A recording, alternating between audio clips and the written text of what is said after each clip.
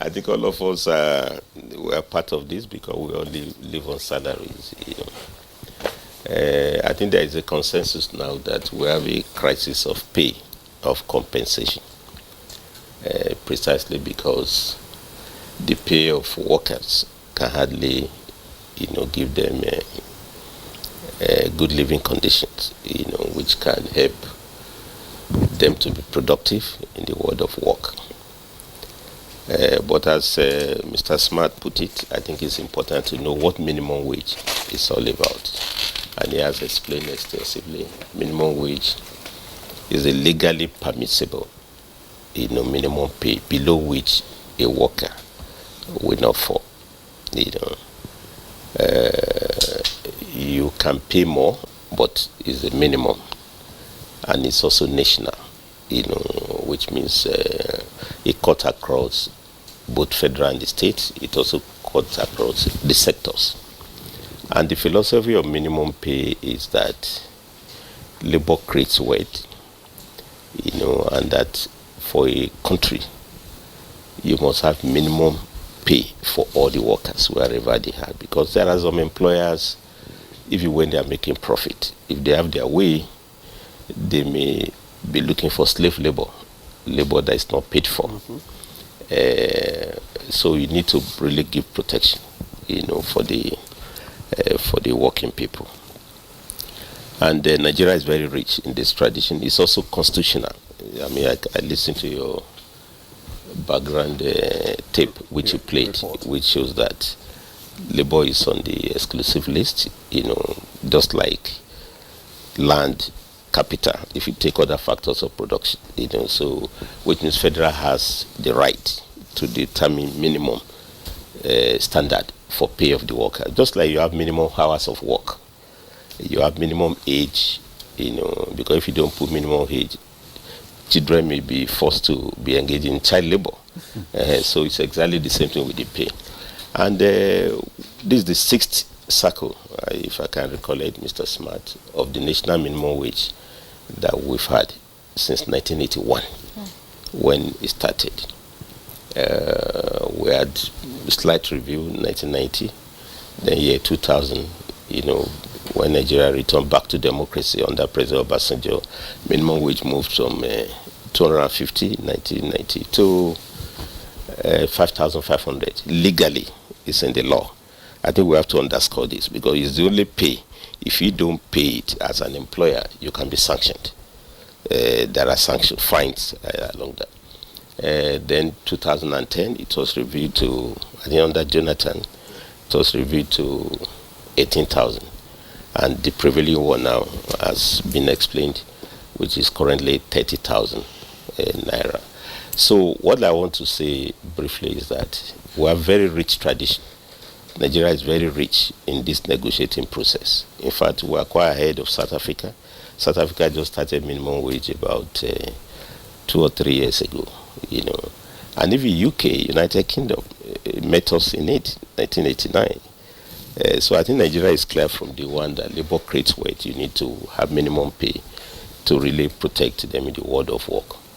But the reality is also that most, especially federal service, in public service, federal public service, most workers earn more than that minimum pay. Am I communicating? In reality, even private sector, the same thing. Although it's a paradox also to realize that some states are not even, some of them are not paying, they are defaulting on pay the old 18,000 naira. No talk of the current one, but the bottom line is that minimum is the low below which, is the minimum below which nobody will pay. But there have been a lot of series of negotiations in which pay had already moved beyond that. If I can be practical now, public service, federal service, I think the average minimum pay is about 42,000. Because most who earn 30,000, they have already moved on, given the increase have taken place. So we have to understand this because that's the only pay component that will be in the law. And not only that, it excludes employers like small, medium enterprises that do not employ up to 50.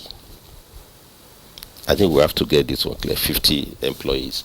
Well, although Labour has been arguing that we need to lower the numbers further because many workers are now in formal sector who need the protection.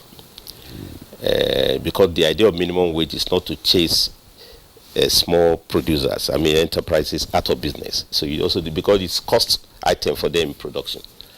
But the reality today is that 2019, when we had this minimum wage, I don't know, depending on exchange rate you use, it was about $90 to $100. Today, 30,000.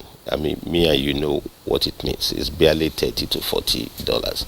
I was also trying to check some of the numbers. In 2019, inflation rate was hovering between 12 and 15%. Today, official inflation rate is about 33.45%. Official rate. So it is clear that workers who live on that pay, even those a little bit adjusted for, they are certainly living in poverty. You talk of income poverty. And I think there's a consensus of that. I'm happy from your tape.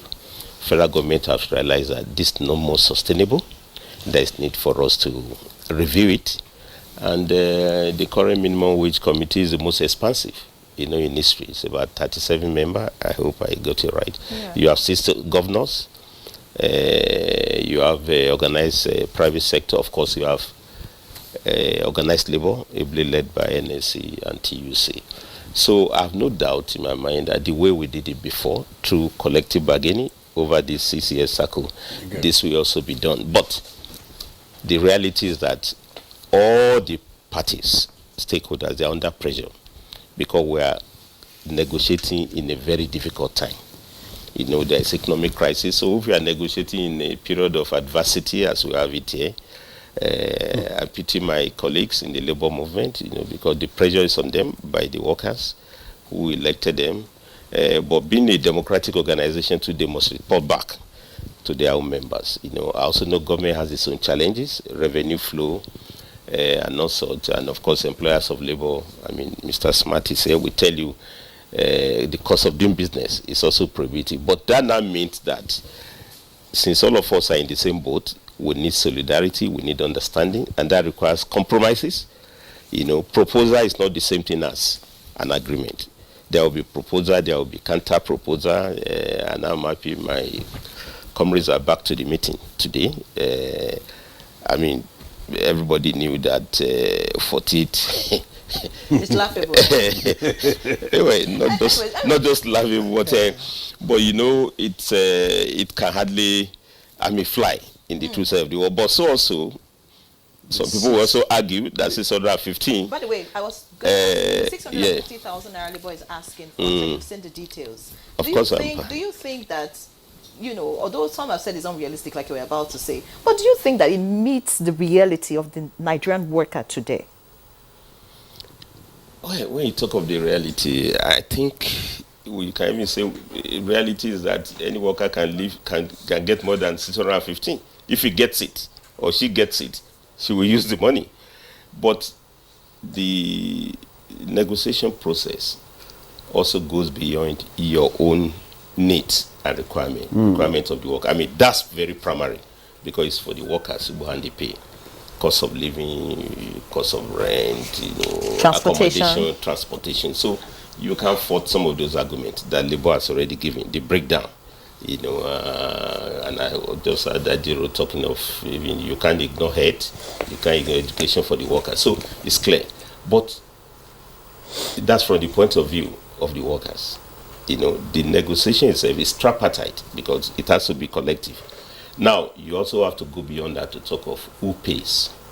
Am I communicating? That's where affordability comes in. The revenue, sustainability of pay. And if you pay even 1 million naira, so how many number of workers? Don't also forget it's a cost item. I think we also have to have a rate that can protect jobs, that is sustainable.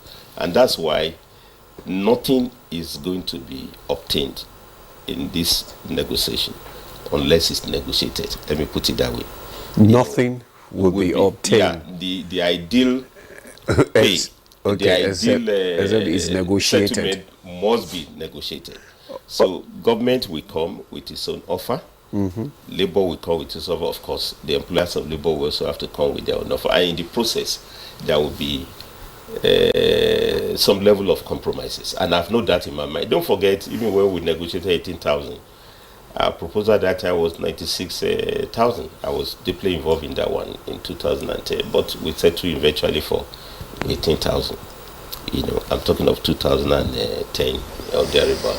So the proposal is already there, and I'm happy that everybody has returned back to negotiation process today.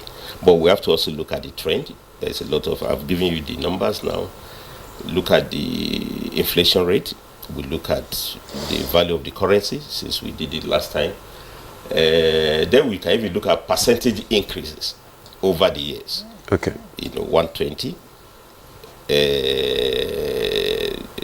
5,500. Let me take that one because that's legally back by the Act of Parliament. Then 18,000. We can do the calculation. Then now 30,000. Now, what would be realistic that we can jump to? But beyond the mathematics, you must also look at the economics of it. Okay. You have to look at the pay, the rate that will sustain jobs, that will not lead to jobs. But on the whole, let me once again recap. Minimum wage will be in the law. If you don't pay it, employers can be sanctioned. So what can you put there? Am I communicating? Yes, you are. You can't say, because I know the pay now of an average director in the public service, possibly about 650. And so are you going to say that would be in the law? And if federal government doesn't pay you, federal government, am I communicating? So minimum wage is different from living wage. Minimum wage, once it's settled, we can now do consequential adjustment through a series of negotiations that can lead to living wage. Okay. So in summary, I think the bottom line is that all the parties have to know that this is just the minimum, below which nobody will pay, but you can pay more through other process of negotiation with different sector workers that you have. Okay. Am I communicating? And that nothing will be obtained unless it's negotiated through process of social dialogue and collective bargaining. Thank you.